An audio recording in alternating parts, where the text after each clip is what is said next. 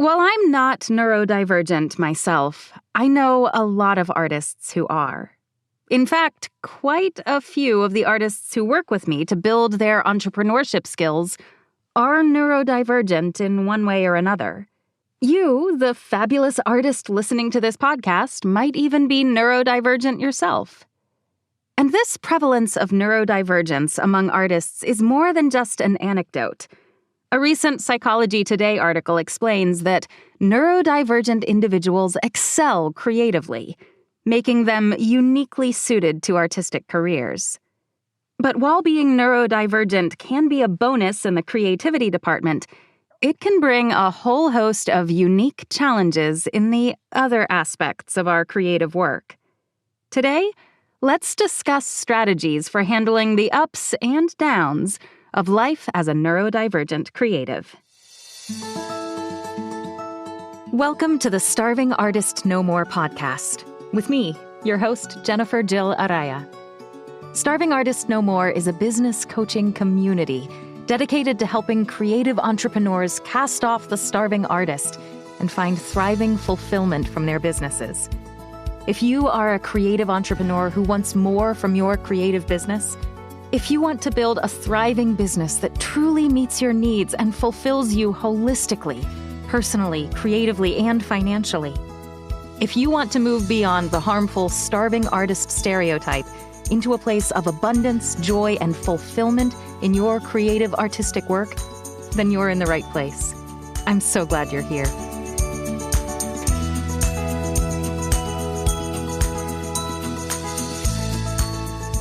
Hello, thriving artist, and welcome to episode 56 of the Starving Artist No More podcast.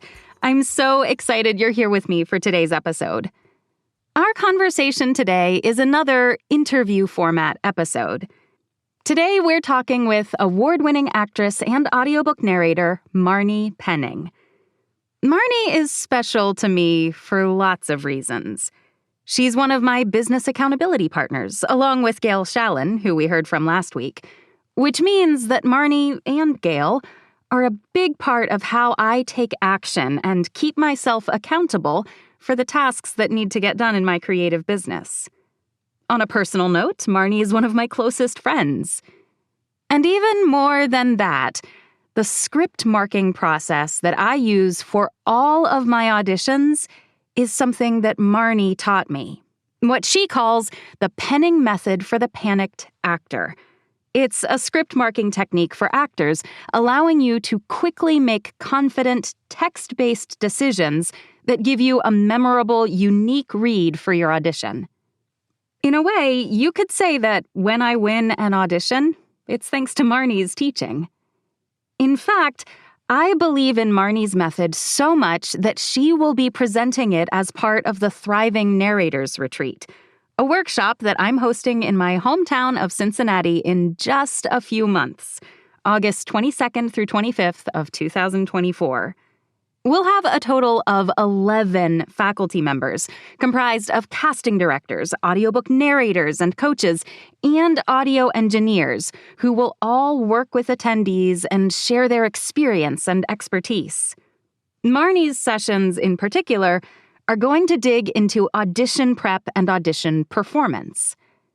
The retreat is going to be an incredible experience for the narrators in attendance, and I am more excited about this event than I can even say.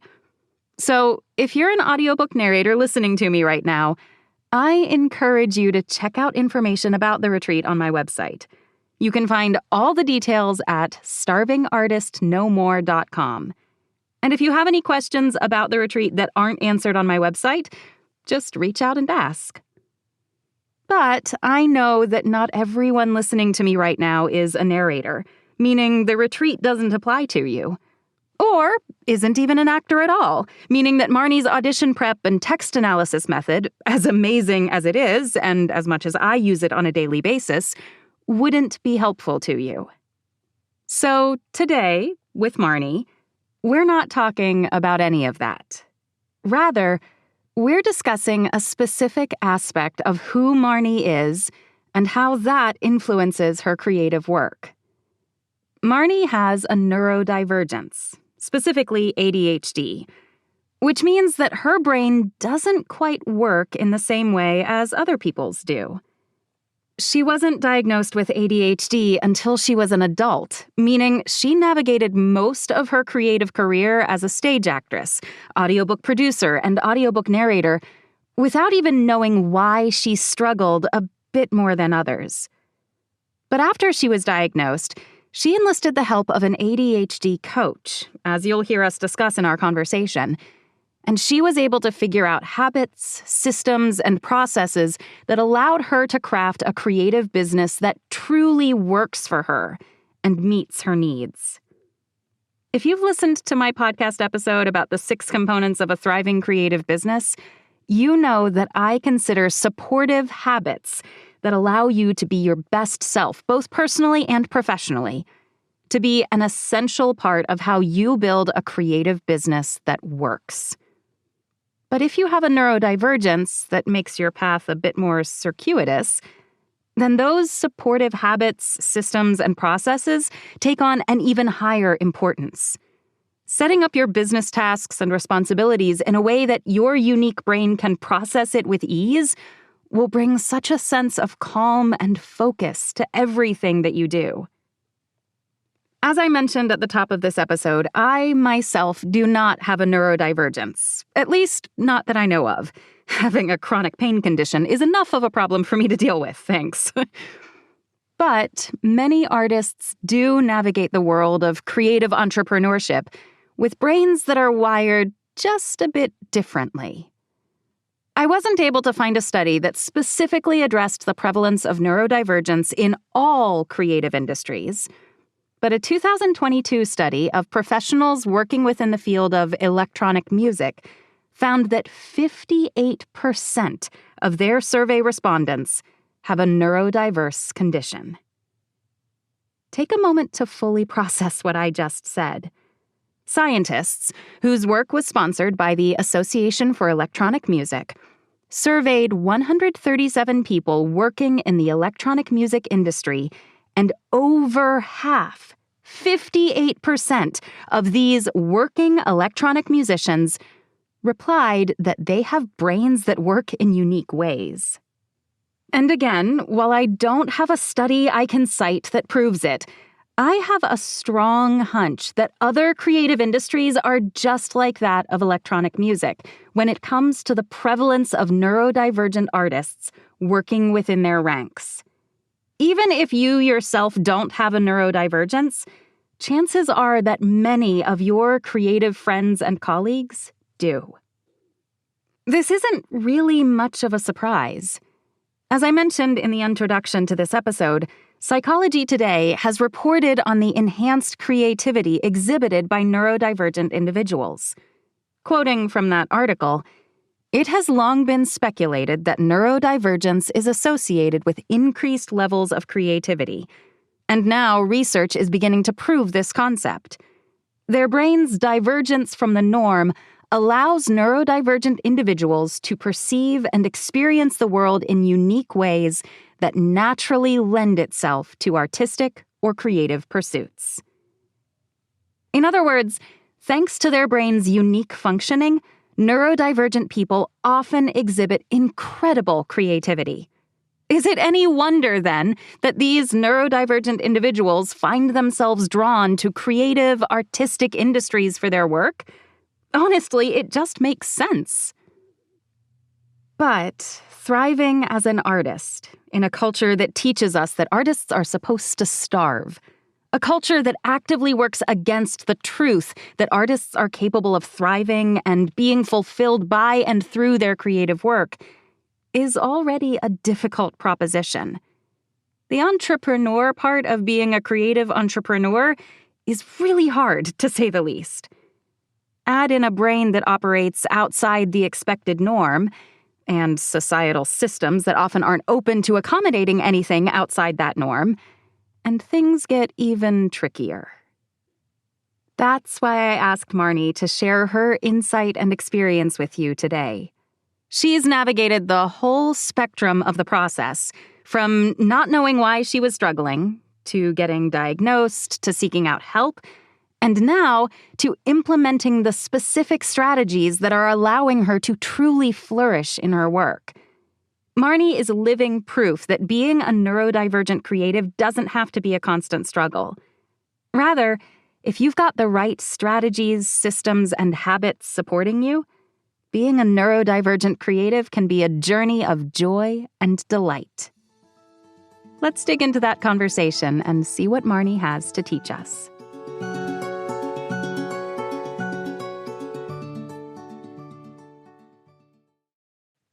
Hello, Marni, and welcome to the Starving Artist No More podcast. I'm so excited that you're joining me today. Hi, Jennifer. Thanks for having me. This is great. Absolutely. It is my pleasure. So let's dive right on in. I know that you have ADHD and that neurodivergence really has been a hallmark of how you handle your work. And having supportive habits is one of the 6 components of a thriving creative business that I talk about all the time.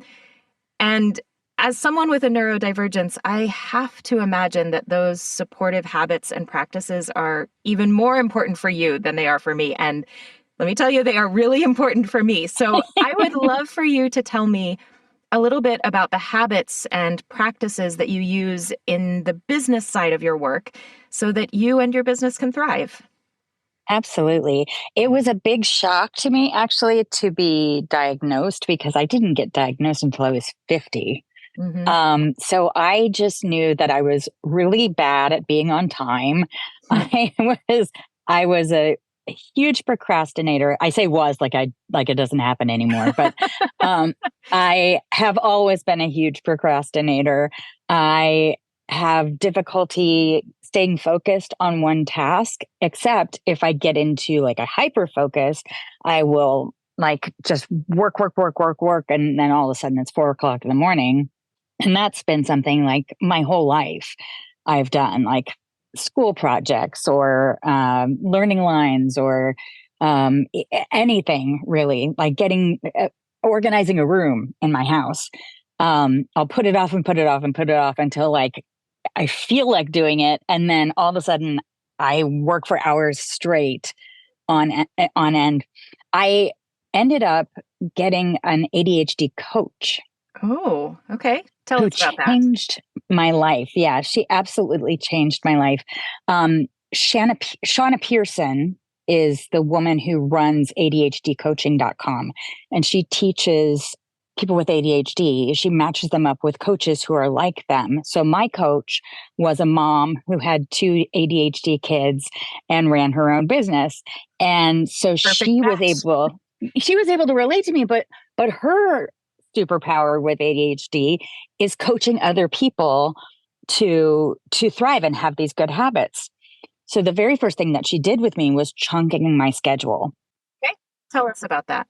I think of chunking schedules sort of like in school, where it's like there's morning meeting and then there's a transition period and then you go to English and then there's a transition period and then you go to math, blah, blah, blah, blah, blah. She helped me chunk my daily schedule for my home, because I was sort of going, okay, I know I need to record 2 hours today, and I know I need to go to the grocery store, and I know I need to get my child to school and from school, all the stuff. And some of those things have to happen at specific times, and other things can be floating. And so everything was floating other than getting my child to school at a certain time. So what she helped me do was have certain times of the day where I was in the booth, and certain times of the day that I was with my family, and certain times of the day that I was needing to go to sleep, because at the time I was also recording overnight. Right. Remember that. Yes. Oh my gosh. So what that helped me do was, if a doctor's appointment came up, I would schedule in the time that was not in my recording time, so that I wasn't taking time away from my work in order to go do the other things I needed to do, like being at the doctor, all this stuff. If I had a coaching student, I would put that in the hour before dinner time, so that I would have time with my child, and then I'd have my coaching student, and then I'd have dinner with my family. So I kept my family time intact. I was using all of my daytime hours previously to run errands, go to the grocery store, go to the doctor, do all these things, and then leaving my family to come down in the booth because I had recording to do. And just by virtue of setting up a chunked schedule for this is work time, this is family time, I was able to get that time back and use my work time more efficiently and spend much more time with my family. That is beautiful. And it really goes, I mean, something that I've said a lot on the podcast is you get what you schedule. And I love that you are now using your schedule as a process and a habit to support both your personal self and your creative self. That is delightful. Yeah, absolutely. And she really helped me too to find out what I was really good at in my personal life and my business life, and reach out to others for help when there was something I wasn't good at. And so staying on task is something that my brain does not do naturally. And so I ended up hiring a personal assistant to do my scheduling, so nothing fell through the cracks. And also so that I wasn't over scheduling myself, because I have a tendency to go, oh, sure, I can do that. Like completely overschedule myself. You know, no artist has ever done that, as I raise my hand to say that I'm doing it right now. Exactly. So she helped me by taking charge of my timing of my work. And I would send her, say, I've got this book that's going to take me 10 hours, and she will schedule it out to be one finished hour per day, not including weekends, because now I don't work on weekends. Weekends are for my family. Yes, they are. And then also to put an extra day in there because life happens. It does. And so when I get sick now, I mean, it's still disruptive to my schedule, but it's not, I have to do 3 books in 3 days because I didn't allow for that extra time. And also I hired an engineer, which is, for all the people with ADHD in the audience, it is my body doubling every day. Yeah.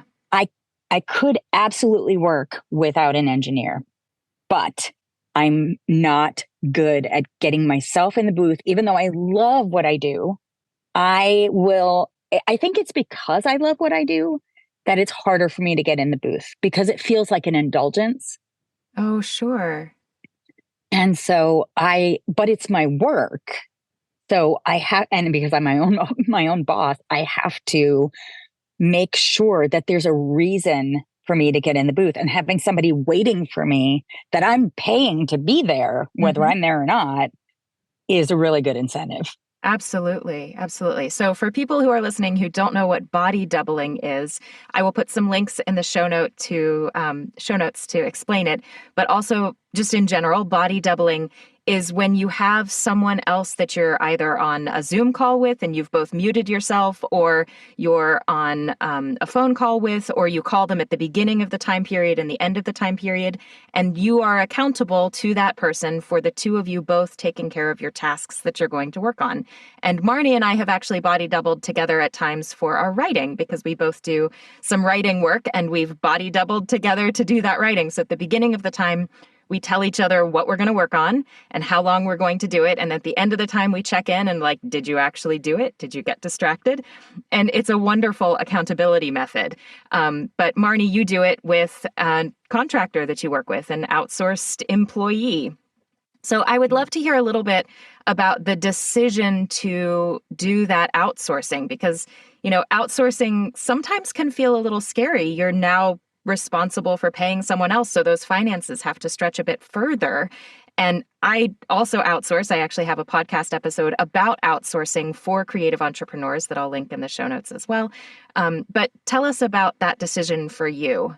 How did that come about, and was it scary at all? It was a little scary, to be honest, because I was like, oh no, like I'm giving a portion of what I make to someone else. But I found that I was more efficient with him there. So I was able to do more. So I was actually making more money because I was hiring him, which actually covered his salary. But at the beginning, I was like, oh no, am I going to have? And also because, as artists, we are gig workers and the money is not always steady.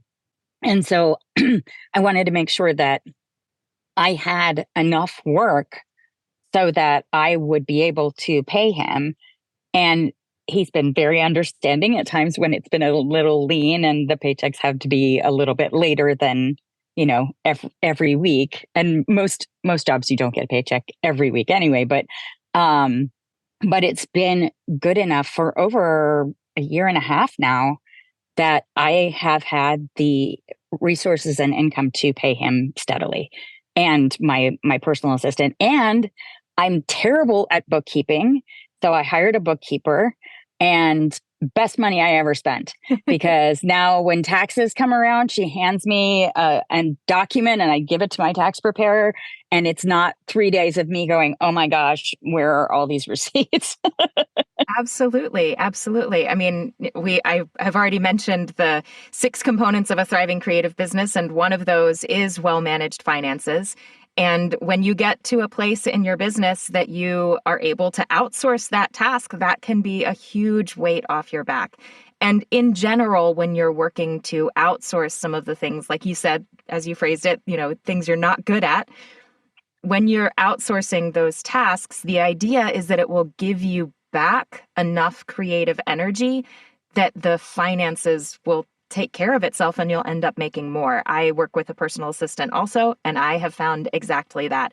I am able to be so much more efficient in the things that I want to do because she's taking care of some of the stuff that was tedious for me.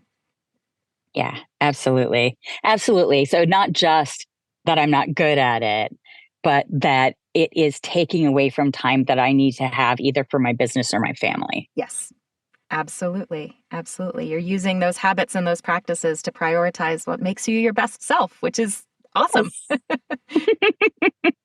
I Absolutely. want to change directions a little bit. You mentioned at the very beginning of our conversation that you were diagnosed with ADHD later in life. So you didn't always know why your brain works a little bit differently the way it does. So tell us about the process of coming to that realization and how that influenced your creativity. I mean, did knowing the cause behind those differences change your lived experience as an artist? Wow, that's a great question. So I came to it the way a lot of parents actually come to their diagnosis, by checking out resources for my child who also has ADHD. And by seeing things that were happening with him and then researching why that was happening with him, I started to see, oh, wait a minute, but I do that. And I also do that. And then I was assigned a book called A Radical Guide for Women with ADHD by Michelle Frank and doctors Michelle Frank and Sari Solden. I'll link that in the show And notes if people are interested. oh, yeah, it's actually one of the most popular books that I've ever narrated, because Nice. I think there are a lot of us who were assigned female at birth who grew up as young girls who were not diagnosed or not seen as having a learning difference or a difficulty. I was just reading an article about it where the girls from the 70s and 80s who grew up in the 70s and 80s are sort of this lost generation of, well, you're not a problem, so I'm not going to give any extra assistance to you. But in the back of our minds, we were having all these difficulties. We were dreamers, or like we were having trouble focusing, but like we were well behaved. So we weren't the hyperactive, like the ADHD stereotype is the hyperactive boy in the back of the class. Like, Sure. sit down, you're disrupting the class syndrome is what Peter Shankman calls it. And so we were not given the resources to know what was different about our brains. We were creative, but we were also daydreamers. We were maybe artists and thought in different ways, but we weren't a problem in the class, and so we weren't given the extra tools to to work to our best potential, I guess is the best way to put that. So I often say that, like, if I had known earlier that I fall asleep when I eyeball read, it would have been a huge difference to me in college, because I would try to study and just fall right to sleep. If I had the resources that I have now, where I could scan a page and listen to it, I would have aced all my classes. If I had known why I procrastinate till the last minute, and always have, and not just have people telling me, well, if you just apply yourself, you'd do better. Like, that's something I think that every ADHD person has heard growing up. You should just apply yourself and you'll do better. And here's an ADHD thing. I've lost the plot of your question. So that is okay, because I was actually getting ready to ask a follow-up question. You just mentioned that, procrastination is something that you struggle with, which I know a lot of creative entrepreneurs struggle with. So what are some of the strategies that you've found to help you get past that procrastination block? Oh gosh, it's still a struggle, I have to say. But having the body double there is a huge help. It really shows up when I'm packing for a trip. Like, I will not start packing until like 10 o'clock at night, and then I'll pack overnight until my flight at 6 a.m. or whatever. So strategies to help with procrastination, I think, is really leaning hard on other people, having someone to work with, having someone to be accountable to, having, like, checking in with other people. Absolutely. And because a lot of creatives are solopreneurs, meaning we're our own bosses, we're working by ourselves in our businesses, that's something that you have to seek out. It's not something that just happens. I mean, if we worked in a traditional workplace, we'd have bosses and we'd have coworkers, and, we'd have a structure that would help us with that. But because we're working on our own, that structure isn't there. So it's up to us to create it. Yeah, absolutely. I don't know if anybody in the audience will relate to this, but I always clean my house faster when somebody's coming over to visit. Yep. Or I go through my closet faster if someone is there just talking to me. That kind of body doubling works too. Mm-hmm. And so, like, if you just have someone else who you trust, who you can be accountable to. Like, if you're a painter, maybe, like, you really want to get back to your painting, but you're doing other things. Like, maybe you can call your best friend and say, hey, I'm going into the studio now. I'll call you when I'm done. Yeah. Or, like, hey, would you mind hopping on Zoom with me while I paint? Absolutely. And, you don't have to talk to me, just be there. Yeah. Or the same thing with, people who make clothing, or people who do woodworking. It doesn't matter what creative business you're in.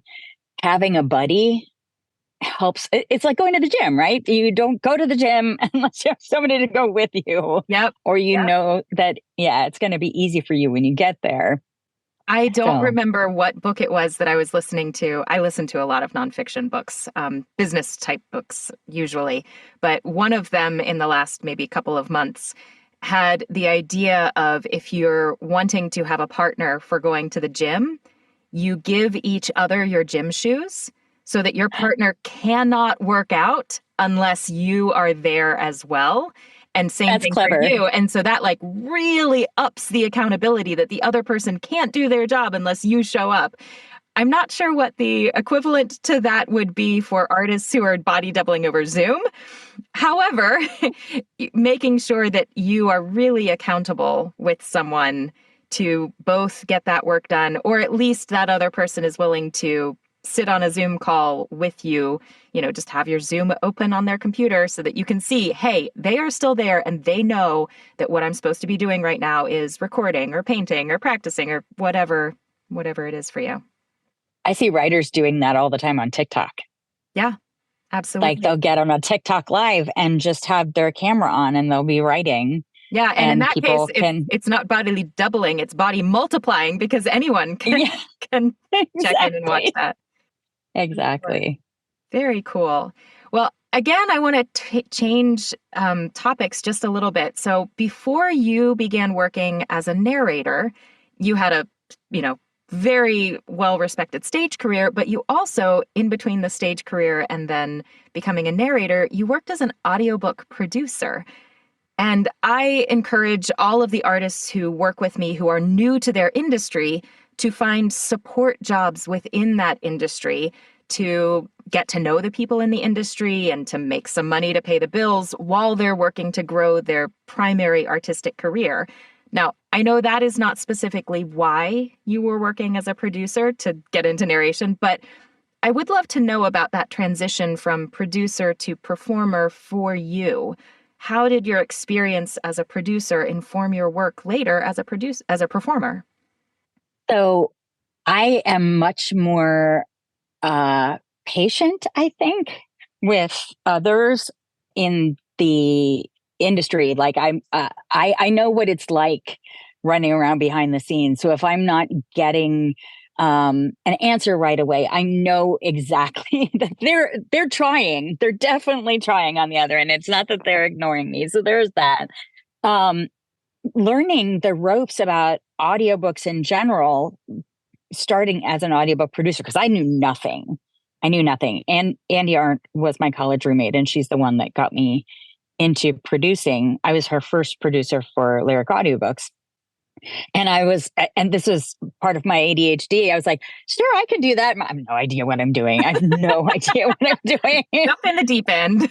I know. I'll learn it as I go. And so I would like smile and nod and learn it as I went. But now that I know how things go, I try to be as good to my producers as I can, because I know what it's like not having someone be responsible for their end of the agreement. Not naming any names. Mum's the word. Mum's the word. But I know what it's like to chase people down. I know what it's like to. I also know what it's like being a producer with ADHD and like completely blanking on something and having things fall through the cracks and having to just, apologize at the beginning of a process. I actually ended up in tears one time because I had completely spaced on the project came so far in advance that I thought I'd given it to my narrators and I didn't. Mm. And so as it came up to the time to do the book, I wrote to the narrators. I'm like, okay, we're coming up on the date for this. And here's the thing. And they're like, I never got a script. I don't know what you're talking about. And it all worked out in the end, but I did end up like in tears on the phone to like a helpline, not like a hotline, because that's like if you're in dire straits, but it was just like, I needed somebody to talk to. And she was really great about just saying, you're human. You're a human being. Humans make mistakes. It's okay. Is somebody going to die over this? No. Yeah. So, it hurts. Apologize. Do what you can to make it right. But at the end of the day, nobody's going to die because you forgot this project. So give yourself some grace. Absolutely. Absolutely. Thank you for sharing that story. It helps put things in perspective, It does. It does. So what advice would you have for someone who is contemplating a creative career and has ADHD, or who already has a creative business and finds out that they have ADHD or any other type of neurodivergence? What advice would you have for navigating that? I would say, seriously, give yourself grace. There's nothing wrong with you. Your brain just works differently. So find ways that work for you and don't be upset with yourself that the ways that work for everybody else don't necessarily work for you. I was saying to a friend that I would read so many self-help books and try to take the advice, but they're written for neurotypicals. Right. And I was saying it's like trying to fix a Honda with a Ford manual. They're very different engines. They're very different engines. So I would say find people who have ADHD in the creative area that you are in and emulate what they do. And now, again, everybody's brain is different. Or find someone who has neurodivergences, and we're everywhere. Like the creative industry is filled with neurodivergent people. I was thinking the other day that, like, Einstein was probably autistic. I'm sure that, like, the guy who cracked the code for the Enigma code, whose name I'm forgetting right now because I have ADHD, I'm sure that he was also autistic. I know that so many people who have come up with creative solutions to change the world have had neurodivergences. And somebody was just saying that neurodivergence might actually be an evolutionary thing. Yeah. Because it allows your brain to think creatively in ways that other people's don't. And so you come up with better solutions at times because you are, using the phrase thinking outside the box. Yes, absolutely. Our box is not a box. Square. Not a box. We've got you've got a sphere or a cylinder. Yeah. Pyramid, not a cube. Exactly. It's definitely like we do think differently. And so in order to come up with solutions for ourselves, we have to think differently. And if that means you are naturally a third shift worker and you do your best work between 3 and 9 in the morning, then maybe figure out a way to adjust your sleep schedule so you can still get sleep, but then do your best work when it works for you. Yeah. You don't have to fit. Yeah. I have said often that my most productive hours are between 5 and 9 a.m., which I don't actually like. I don't like being up that early, but when I do, and when I do my work during that time period, I am so much more productive. And so that's part of my process, is going to bed early and getting up early and getting in the booth and getting that work done when I'm able to focus the best. Yeah, absolutely. You just have to find what works for you. That's my advice. Find what works for you and do it that way. Yeah. And be willing to experiment, because I think that's part of it. You're not going to find what works if you're not trying different things. Really. Yes, be absolutely. Curious. Have that idea and aspect of curiosity. Absolutely. And ADHD coaching, I swear, changed my life. So if you're really struggling, there are really great coaches out there. And I highly recommend. We were never taught executive functioning. Sure. We just sort of had to wing it. So she taught me how to work within my neurodivergence to have a more fulfilled life. That's amazing. Well, Marni, I'd love to wrap up by asking you if you have any resources or tools that you use in your creative business that are super helpful for you and that you think other people should give a try. Now, we've already talked about body doubling and outsourcing. So if that's what you've got, then that's fine. But do you have any other tools you'd like to share? Oh my gosh. Okay. So I would have written this down because ADHD. I I have to have a planner where I write things down. I have to be able to see everything. So I actually have a full year calendar where I can put my vacations in. I can put in my conventions that I go to, and I can see at a glance my entire year. And that helps me enormously. I just got a write on, wipe off full year calendar on Amazon, and I attached it to some metal sheeting that I got at Home Depot. And so magnets can stick to it. Nice. And I highly recommend that if you're having trouble keeping yourself on task, seeing everything at once is such a big help. Because electronic stuff doesn't necessarily work for me. If a big hallmark of ADHD too is time blindness. where you don't know how long things take, and like object impermanence, where it's out of sight, out of mind. But if I can see my whole schedule, then every day, every time I walk out of my booth, it's right there. I am less likely to forget things or let things fall through the cracks. So that's one big thing. I like that. I don't have a whole year calendar, but I also need to physically write things down. So I have a monthly planner that I use.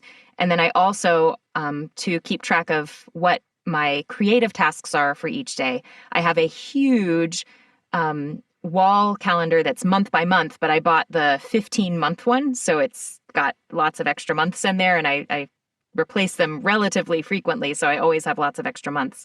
And I use then Post-it notes to put it on. So some ideas, That's two awesome. different methods for having a physical calendar that shows you what projects you need to be working on and help a little bit with that project tracking. That's great. Do you have any other tools or resources to share? Yeah, one other thing. So I bought write-on wipe-off magnets, and I have a different magnetic board where I have my projects. And there are 4 categories of where the projects go. So projects coming up are in a column. And then the project I'm working on, I move the magnet over to there. And then when it's done, I move it into the corrections column. So I'm waiting for corrections there. Sure. And then once the corrections are done, I move it to either invoiced unpaid or need to invoice. And then once I've been paid for it, I move it into like a little area so that I have all the ones that I've done, so I can see how much I have completed. That must be an amazing feeling to see all of those completed projects, filling up that space. Yes. Motivating. And it's not just like on a piece of paper that I put away. It's like on the wall in my office. So I can, in addition to the big calendar, I can just see project by project what I've got coming up and what's in process and what's coming up next. So I don't lose sight of that. Yeah. Some really amazing project tracking hacks and tips. Thank you for sharing, Marni. Thank you for asking. Well, this has been a delightful conversation. Thank you for sharing your experience. And I am so thrilled that you're going to be joining us at the Thriving Narrators Retreat. You're actually going to be talking more about the craft than the business side of things at the retreat, although we will have a panel on navigating neurodivergences as an audiobook narrator, and you're going to be part of that, and I'm super, super excited about it. I'm really excited too. It's all about helping your memory by writing things down. So It's part of what we were just talking about. Exactly. Thank you so much for your time today, Marni. Thanks for having me, Jennifer. I'll see you in Cincinnati. Yay! Thank you so much for spending this time with me today. I know how precious time is to artist business owners, and I will never take it for granted that you choose to spend some of your time with me. Thanks for listening. I hope you found today's conversation helpful and that you're leaving the discussion with some practical tips and tricks, as well as a mindset shift or two that will help you in your creative work. If you did find today's episode helpful, please share it with your creative colleagues. Sharing is caring. If you have any questions for me, any comments to share, or if you'd like to learn more about the Thriving Narrators Retreat, where both Marni and I will be faculty members, all of that information and a contact form where you can reach me is available on my website, starvingartistnomore.com. I'd love to hear from you. Today, a special thank you goes to Marni for sharing her time with me and with you. And as always, a huge thank you goes to my husband, Arturo Araya, who handled all of the audio editing for this episode and every episode of this podcast. Thanks, Arturo. Neurodivergence is common in creative fields.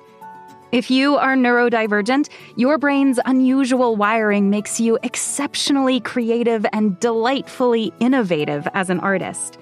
I applaud you for your unique perspective, and I'm so grateful that you're here to make the creative industry in which you work a better place. And I also encourage you to figure out what systems, habits, processes, and strategies will help you be your best self and do your best work. There are solutions out there to help you work with the way your brain functions rather than struggling against it. I know you can use your creativity to find those habits and systems. You can thrive as a neurodivergent creative. I can't wait to see what you create.